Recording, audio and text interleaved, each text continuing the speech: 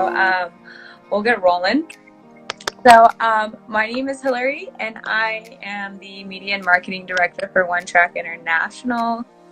And Todd, do you want to tell us a little bit about yourself and how and why you started ONETrack International? Yeah, of course. So like Hillary was saying, I've been in the NGO sector for a while. In addition to ONETrack and some of our earlier project, which is called CameroonONE, I work for a disaster relief organization as well, and we do emergency shelter for natural disasters and man-made disasters as well. So sort of a background there. All right, Chris, why don't you tell us a little bit about yourself, how you got involved with ONETrack International? Sure. I think first of all, thank you for having me here tonight. It's great. I love the live series. I think they're really they open kind of like little doorways into how we operate and how the charity operates. So Totally. I've been in the nonprofit world for a long time. Most of my career has been with different nonprofit organizations, and in my spare time I do a lot of volunteering. And I discovered ONETrack International because I met the director of operations, Todd Finkelstone. And at the time when I met him, it was just, it was basically CameroonONE. And so all of the work was being done in one country. And it is in a very small amount of time, in a few years, it's grown to this international charity, which is still tiny in that it doesn't have any physical assets. There's no buildings or brick locations. And everybody that works for the organization is a volunteer. And so I was enamored by that concept. And by the concept of what the mission is for ONETrack. The challenges that orphans face in developing countries is enormous, and the little bit of support that ONETrack can provide to a fraction of the people that need it is just amazing. It does wonders. With that, Chris, what is one of your favorite experiences in the field, or what is something that, just moved you in a way that almost is hard to put into words, but at the same time you came back and really made sure to announce to everyone that you could? I would say one of the real big moments that captures my heart is when you facilitated a classroom discussion for high school kids. They were kids about high school age, and the discussion was what they wanted to do when they finished school. And so many of them said pilot and doctor and lawyer. But this one young man said that he wanted to be a photographer. And so I took him aside and I gave him a crash course in using the Nikon that I had brought for the trip. And I tasked him with shooting some of his peers around the classroom, which he did with great enthusiasm. And the entire classroom cheered him on, for the few minutes that he was going around taking pictures. That was really an extraordinary moment, and I got to send the pictures back to him so he could see what he took, and I hope that he has the opportunity to pursue that dream, and I think he will because of the small amount of generosity that comes in and out of ONETrack International. They asked me some amazing questions. They were so ambitious and just such bright futures, so much so that I was like, I just want to give you everything I can. And the second and third day, I was dealing more with the parents who had put their kids into the ONETrack International Enchanza program that I communicated with the mothers more so on kind of their history. The second day, I was talking with them about a lot of women about HIV positive. A lot of them were HIV positive and their experiences with that. For me, That was something that was very heavy and hard and something that I can't empathize with. But as a mother, talking to other mothers about the wellness of their children and the wellness of themselves, I took that to heart so much. And you were there with us and you captured it all so well. And as what they told me afterwards, that they were saying, I am proud to be a mother, I am proud to be a woman, I'm proud to be from Zimbabwe, and they were just like so full of self-love, and that is something that the Zimbabwe program has taught them, which was so cool. So I would say orphanages definitely, and institutional care definitely have a place within sort of the orphan response. I think the trouble is they became sort of the end-all be-all. What was happening was there were too many cases within the orphanages of children that didn't need to be there, and that's where the problem was. And we did a lot of extensive research, and if you're on our website and you look through our resources pages, you'll see we have a toolkit, and part of that is our international laws and standards section, and you'll read that and you'll see a lot of the Hague Adoption Convention on Adoption and other sort of really important legal documents in international law sort of agreed that children should first go to a biological family that's still surviving, and then give the option to people within the community who might want to take care of the children, and then put them in institutional care as like a last resort. And also a lot of these places were really and still are either underfunded, or in circumstances like Cambodia, where we also have a project getting a little bit of notoriety for volunteerism and exploitation of certain sorts. So it's not necessarily it shouldn't be the only solution, and that's what it was slowly becoming, if that makes sense. Does this model translate from each country equally, or how is it applied different in Cambodia versus Zimbabwe?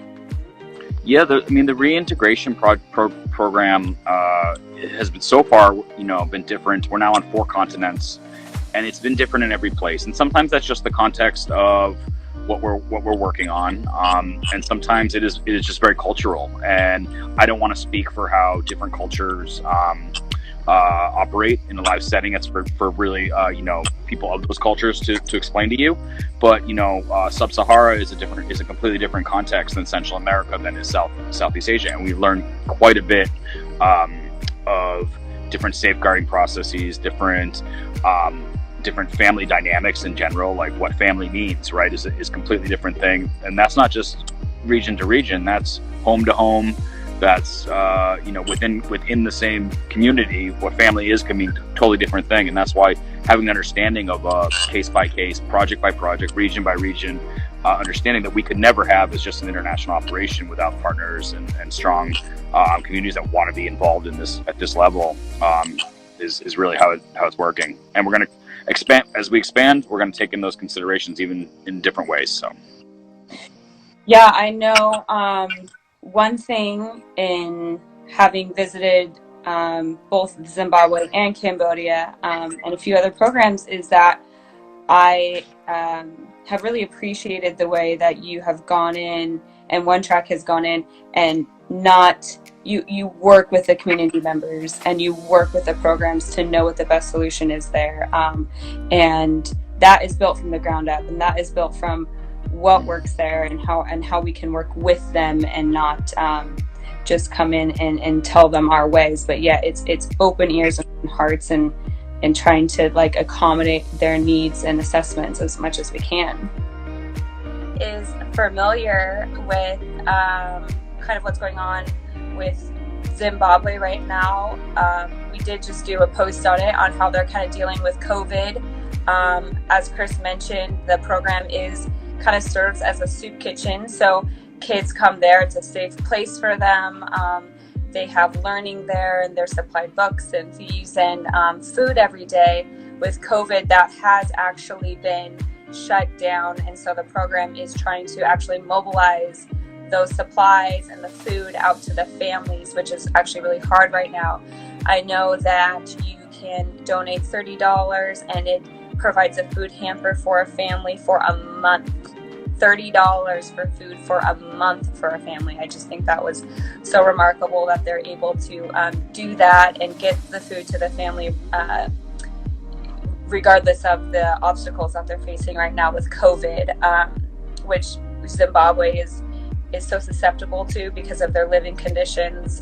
They're very close together, and it's a pretty Harare, which where we were at.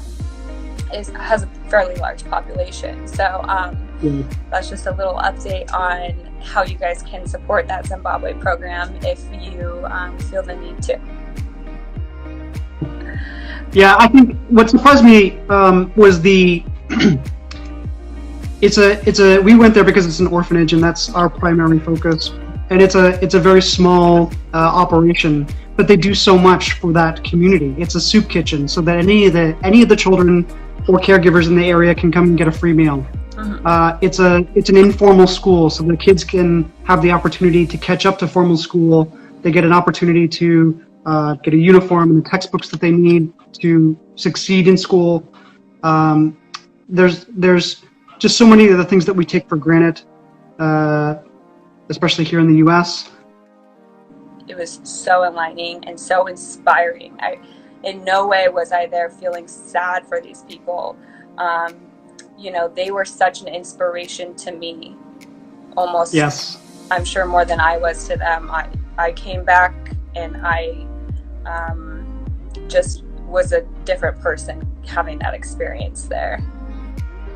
Where do you really see, do you see ONETrack expanding into different countries, or where do you really see the future of the programs going? Yeah, so we have a two-part mission. It's taking care of the children who are in our program, but it's also introducing transition to home to any communities that would like to sort of emulate that or adopt it through their own systems. No pun intended. And essentially, we want to be able to test that functionality in as many regions of the world as we can for the unique variances, and again, a lot of us learning cultural understanding of how things operate within those communities. So while we have 4 projects in Sub-Saharan Africa, Central America, the Balkans, in Europe, and Southeast Asia right now, we'd love some of our expansion projects over the next few years to be Middle East and North Africa, Oceania, South Asia, South America, and so on, so that we have a sort of a representation in all these places, and so that we can get a full understanding of what the global orphan crisis looks like, how we can implement alternative solutions. When people learn about this information, how do they help? How can they help? How can they raise awareness and contribute?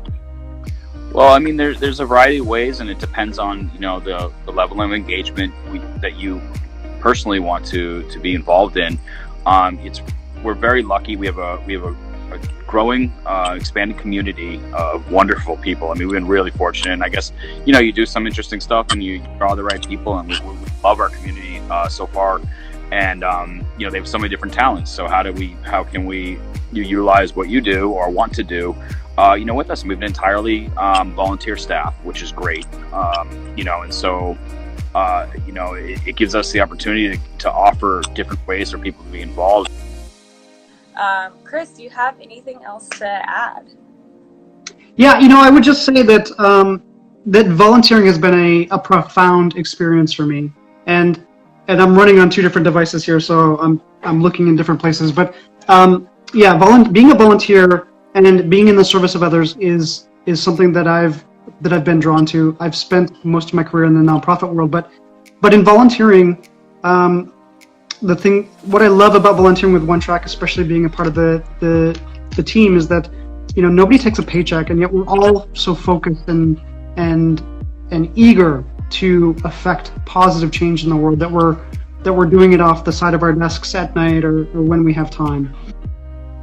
I know from both coming on as an intern and staying on to become a physician and volunteer, I have seen both sides of it along, having someone to having a supervisor and having like you really to be my mentor has been such an awesome experience. And then also from the other side, when I have interns coming on, I love seeing the excitement and getting to talk to them and know them personally. So I definitely will advocate for this volunteer program and the volunteer experience at ONETrack. It's been nothing short of amazing, and I love seeing new faces, and I know that you can also do donations over Venmo. You can go to our website. lots of different ways to also donate and contribute there. If you're not able to, free up some time and volunteers. Okay. Well, Chris, thank you so much for joining me today. And everyone else, thank you so much for tuning in. Thank you, everyone. We'll catch you next time. We'll catch you next week. Thank you, Hillary.